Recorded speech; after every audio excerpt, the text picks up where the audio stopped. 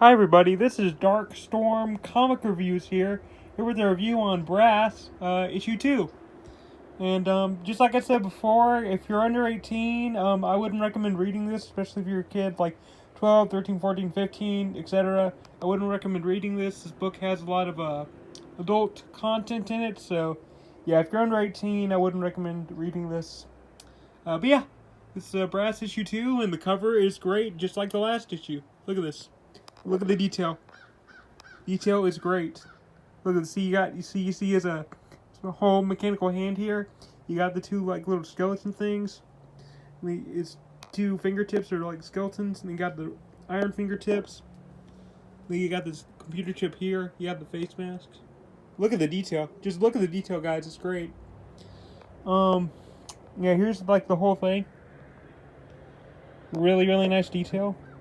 But as we get into our story, we go back to 1967 because if you remember from the last issue, the story jumps from the past to the present, like a lot, like past in the present in time. So it jumps from 1996 to where our main protagonist Herschel Goldstein is to 1967, where it kind of explains the backstory of the Brass virus. Because this is a virus. It's a virus that, you know, it's a virus that if it spreads to a human, they kind of transform into like this living machine, so called the Brass. So that's the story there. But we start off with a really cool opening. Again, look at the detail. Look at the detail on this, guys. It's pretty great. And at first you think that's his tongue, right? Because I thought that too. But in actuality, it's actually a part of this one of the Brass's like gauntlets here, so you can see that she's pulling out one of her little wrist things, or wrist launchers. I don't know what you really call it, but yeah, so that's cool. A lot of good action there. Sun's kind of ruining it a little bit, but yeah, you can kind of make that out. So that's cool. And then we get to this next scene. We get this really cool shot here of one of the Brasses like tearing stuff up. Pretty cool. Look at the shot, guys. Look at the detail. I know a lot of it's kind of shaded, but like look, you can still see the gun though. Like look at how detailed this gun is. And by the way, these are like the if you remember from last issue, the Miles Craven and a couple of scientists. Miles Craven is this guy who's in charge of this corporation called International Operations. Called International Operations, and he also created the Brass virus. Like he had a hand in it, and so he decided to experiment the Brass virus on some humans, and he decided to pick political refugees because he thought, you know, no one's gonna miss some political refugees. So yes, this is one of the refugees, and he's fully transformed into the brass armor. So it's pretty cool. I love this shot. Again, look at the detail.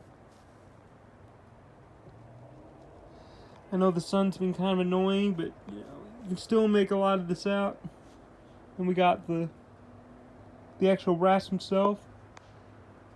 It's pretty cool. I love how the bullets are flying, man. It's just so freaking cool. And the detail on the gun and the hand, like, it's really awesome. And then we get this scene where they're just all the refugees who have now transformed into the Brass armor are just kind of blowing stuff up. And it's really neat, you know. Lots of good action, which I tend to like that stuff. And then we get this, let me turn the book here. We get one of the Brasses going down, and she like, I think it's a she unleashes some kind of ball.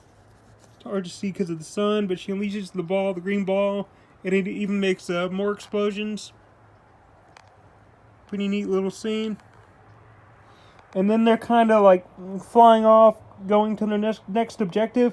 And apparently when they become the Brass, they start speaking in like this weird computer language. So you can see like, it says rasp, adrenal, semicolon, we're clear, you know, priority shift, bowel depletion, stuff like that.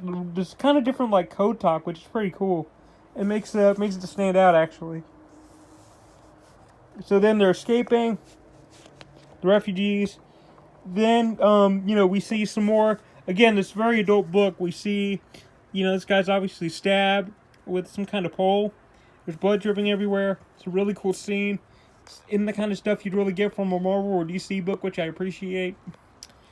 And then we see some virus leaking, and it drips, and it lands on this dude's. It's kind of hard to make out again, but it drips on the guy's eye, right? And yeah, and so we're thinking, maybe he'll become one of the brass too. And then we hop back to 1996, and we're caught up again with our main protagonist of the story, Herschel Goldstein. Yeah, and he's running away from the cops, just like in the last issue. Because, so, as I've said, I won't go too into it, but in the first issue, he was on a bus, Herschel was, and the bus driver ends up getting shot by this, crazy lunatic. Herschel, through seeing all that happen, the shooting and everything, he gets some blood on his shirt. So people automatically assume, and cops assume that, hey, maybe he shot the bus driver because he has the blood on the shirt. That could be evidence that he's killed the bus driver. But no, it wasn't actually him. They just, the cops think it was him because he has that evidence, the blood on his t-shirt. But in fact, it wasn't him. So he kind of stupidly decides to run from the cops, which isn't the smartest move. But anyways, yeah. So he's just running from the cops right now. And, in the subway. The cops are chasing after him. And, he's just running off. He hits a crack. He crashes even deeper into the sewer. You can see he takes a pretty bad spill. Splashes into the sewer water. He's like, oh man, I broke my freaking arm. It's a different word, obviously, but I'm not going to say it here. Yeah, and he's like, ugh, gross sewer water. And so he ends up in this underground, lab facility, this old underground lab facility. He sees all these tubes, which are, in fact, all the refugees who, turned into the brass armor. Or the brasses. I don't know how you'd say it. But then we go back to 1967 again, and yeah, this book jumps a lot from past to present, but I like it. I think it's fine. I'm able to keep up with the story, and the story is interesting. So to me, that's what really matters. If you keep the story interesting and you keep it exciting, it keeps your intrigue, then I don't really mind if it jumps back and forth. So we get to this scene, and there's some hunters. They're hunting deer. And this old guy's like, I miss it back when it was this, I think it's this guy with the gray hair here. He goes, I miss it when it was back in the old days when we were, fighting for survival, because we humans, we had to survive. And this younger guy is like, hey, we're still trying to fight for survival, right? Because we're humans, we're trying to fight for our survival in this world, but we just use, different tools. So he pulls out this, bow and arrow thing, and he's just shooting all these animals down. He goes, in the younger guy's if it wasn't for our ability as humans to craft stuff, we wouldn't be able to survive out in this wild. It's still the exact same thing. And so they're kind of having a chat about, survival, how humans, survive out in the wild and stuff. And it's pretty cool, I guess. It's not really anything big or major to the story. But we get back to this military base, which is really, really cool, by the way. I love military stuff like this. Yeah, it's really a cool scene. We got a cool helicopter shot here. You even get the thwip, the thup sound that the little helicopter spinning thing makes, which I kind of like that attention to detail. You'll see that in some image books, actually. They'll add that in there, which I've always kind of liked. Look at the detail on this. This one plane has so much detail. Look at this. I can't draw at all. Just so you know, I suck at drawing, and I'm amazed that people can do this. It's insane to me. But yeah, so anyways, we see some planes coming down. They're getting ready for a fight. And they're talking about how, we got the 4 terrorists, which are, of course, the 4 brasses, for the 4 brass machines. And they're talking about how, we need to go take them down because they've taken control of one of our bases, so we need to go take them out. We need to go take them down. And, so yeah, they're just gearing up for a fight, basically. The military is gearing up. The military is gearing up to fight the 4 brasses. 4 brass machines. I guess I can refer to them that way. And, yeah, so the main guy here is John Lynch, and he's actually pretty important because he is a leader of the team called Team 7. I've discussed them before in earlier reviews, but they're the Team 7 is basically or like this team of 4 special ops soldiers who have like telekinetic powers. So they can like defeat stuff with their mind. They can levitate people. They can make people do what they want to because they got like these telekinetic powers. So if they can think it, they can do it basically. Like they can control people with like their minds. So yeah, and Lynch is like the leader of that team. So he's pretty important in like the Image WildStorm universe. John Lynch. Yeah. So yeah, they're gearing up to go fight him. And yeah, we just get some really good action. It's pretty much just some really good action, and I like simple stories. I'll admit, I love simple stories where it's not too complicated. You don't have to follow a whole lot. Just simple and straightforward and to the point. And I like stuff like that. You don't need to waste my time with a bunch of like complicated mumbo jumbo.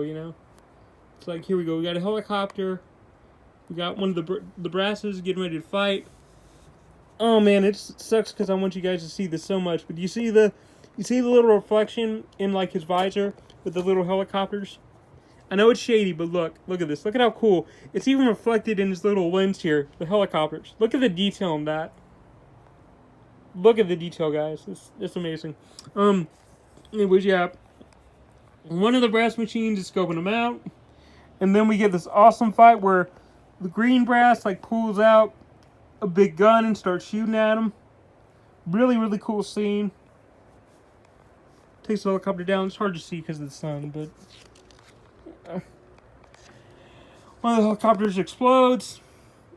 Whoosh or woomph or whatever you want to say. Woomph. Yeah, that's how you'd say it. Yeah, it's really, really cool. Pretty cool scene. I'm kind of skipping a little bit because it's hard to see.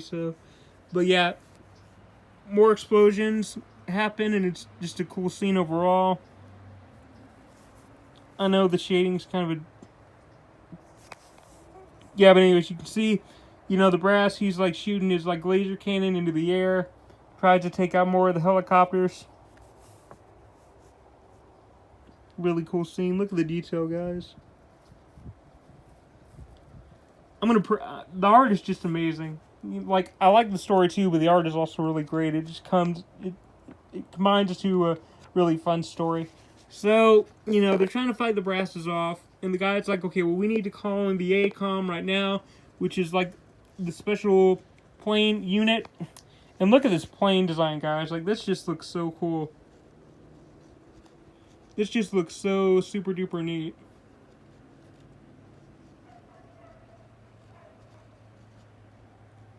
Look at the design, guys. Look at the detail. Man, I wish I had this kind of talent, honestly. But, yeah, so anyways, we're still going. By the way, it's hard to make out, but the guy in this plane is called, or the ship or whatever you want to call it, is called Michael Cray. Yeah, Michael Cray. He's also known as Deathblow. And he was originally part of the Team 7 team that I was talking about earlier, which John Lynch used to lead. And then he ended up getting his own like solo comic book series called Deathblow. Yeah, he's a pretty big part of the Image and WildStorm universe. Michael Cray, Deathblow. For those of you who keep up with the comics, you'll know who this is. But yes, anyways, they fire at one of the brasses. It's hard to see, but yeah, it's not the best quality. But they fire a rocket at him, and the rocket hits him. Really, really cool scene. You can see he gets knocked down here. Really good action. There they are. They fire the rocket. Falls down. And then they decide to drop like an EMP bomb. An electrical pulse thing. Sorry, I'm forgetting the full designation right now. But, yeah. And then the EMP works its magic and it takes out the brass machines. Really, really cool scene. Pretty awesome. They're all flying back. And then, Michael Cray, and I forgot the other guy's name. He is also part of Team 7. But anyways, they fall back because they don't want to risk, getting killed, even though their ship can kind of handle this kind of explosion. Cray's like, I want to play it safe. So, and then we're back in 1996, and the cops are just still trying to find. They're going down into the sewer, not a lot to discuss there. But we go back to 1996, 1967 again. It goes back and forth. And we see, you know, the lab people come back to pick up the brass armors. They're taking them back to their lab, and they're gonna, you know, go back and pretty much destroy them. They're kind of like, yeah, this test has been really successful. You know, they're really good at what they do, but they're also pretty dangerous. So they pack them up, and I think they're gonna go destroy them. You know, the brass armors. Even though they were a success, they could be a danger. So yeah, I think that's what they're gonna do. And then we go back to 1996. A lot of jumps, I know, but if you read the book, it is pretty interesting. And we go back to 1996 with Herschel Goldstein, and he's looking at the brass armor, one of the brass armors. He's just really amazed and wowed by it. Really cool image, by the way. Look at this. Got it here. I'm gonna lead up. Really, really cool. Yeah, anyways, so he discovers that he discovers the brass stuff. He sees the tubes of the virus. It's like, this is really, really cool. He starts messing with it, which you obviously probably shouldn't do, but he does anyways, because, you know, he's Herschel Goldstein. You know, I don't think he really cares. So he lifts up the thing, presses the button, it dumps the jars. And then we go back to 1967 again, which I promise, if you guys actually read the book, it's not that bad. But from this point of view, it probably does seem like, oh, it's jumping back and forth. But it's really good, actually. So go back to 1967, and they're talking about how, you know, we're just gonna destroy them. We're just gonna get rid of the brass because they're too dangerous. You know, we should just dump them and waste them. But this is like the government, I think, USS or the government, something like that. But then Herschel starts, again, 1996, Herschel starts messing with the tubes of the virus, which he really shouldn't do, but whatever. Herschel's going to do what Herschel's going to do. And, you know, they're talking about how, you know, hey, the government people, again, 1967, they're talking about how, you know, we need to destroy, they want us to destroy the virus tubes, but you know what, we're going to keep it, but we're just going to hide it underground in the underground subway of New York. Herschel finds the tube, and he starts to touch it, and then the guys, you know, are like, yeah, no one's gonna ever, whoever thought of that idea was genius. No one's ever gonna check the New York Underground subway, or the New York Underground sewers. No one's ever gonna check that, which of course, you know, ends up happening because Herschel discovers it. But anyways, Herschel touches the jar, he falls back, he starts a, I'm actually going to describe this to you because it's actually pretty cool the way he describes it. It'll do more justice than how I would have personally done it. So he's describing his transformation into the brass. So he says, it happens so suddenly that I lose my breath, that I breath like jumping into freezing cold water. Pain starts. It shoots up my arm from the inside, making my blood solid. It grabs my heart and squeezes out the last drops. Last thing I feel is the air forced out of my mouth as my lungs collapse. Then I am only my brain floating in a body that is no longer mine. You can see what's cool is that he's transforming into the brass, obviously, but his words are also changing too, because it's getting more of that computer tech talk. That, as I shown earlier, that's what happens when you become the brass, is you get your speech turns more robotic. You know, less human. So I thought that was really cool. Oh, I didn't tell you this guy's either. When he grabs the virus bottle, the little computer chip actually zaps his finger, which is kind of what starts all this. So he grabs it, the computer chip zaps his finger, and he just kind of falls backwards, and that's how it starts the transformation. So here we go. Really, really cool detail, guys. Really, really cool transformation. I love how not only his physical appearance changes, but also the speech changes. I've already told you guys about this, but I'm going to go through it again anyways. Physical change, but then we also get his verbal change too.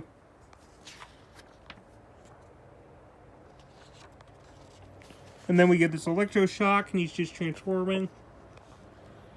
And it's a really, really cool scene. It's hard to see because of the sun, but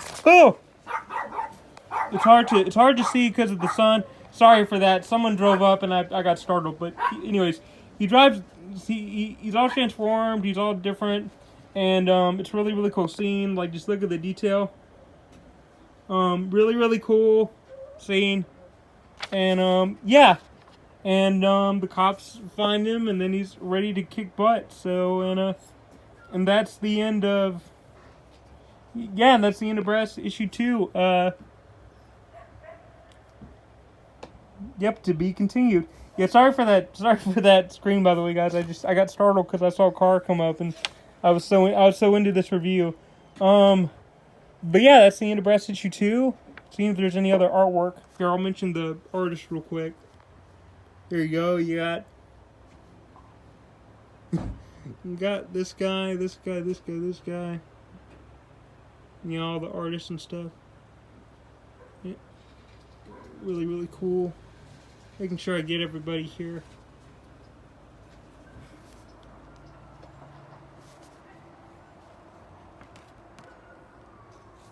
Yeah, but check out this back image, guys. I showed you the front, but look at this. Look at the detail, guys. I know I've said this so many times, and I'm gonna keep saying it until I finish this miniseries, which we only got one issue left. So, but you gotta admire this detail. If you don't like '90s comics, fine, but just admire the detail on this. Like, come on, guys. I love stuff like this. I love 90s comics are my favorite, honestly, because I just love the straight up action and the big guns. I love that stuff. Yeah, but look at this. His arm is all coming off, and yeah, it's really cool. And yeah, that's that's Brass issue 2. Really good issue. I like the this one very much shows. This one's more about backstory than it is about Herschel Goldstein. It kind of talks more about the backstory of the Brass and how it came to be and who it was experimented on, and we got to see some action with it. And I liked it. I liked the backstory on the Brass. That was cool. It goes back and forth, and the way I'm reviewing it, it looks kind of annoying, but trust me, it's an interesting story. It's action-packed. That's not really going to bother you if you decide to read this. Which, I mean, yeah, if you choose to. If not, that's cool too. But I like this. I like stuff like this. So, but yeah, it's been Brass issue 2. I'll be reviewing the last one pretty soon. So issue 3, because this is only a 3-issue miniseries, so it's not that long at all. It has a good beginning, middle, and end. So, yeah, this is WildStorm Comics signing off.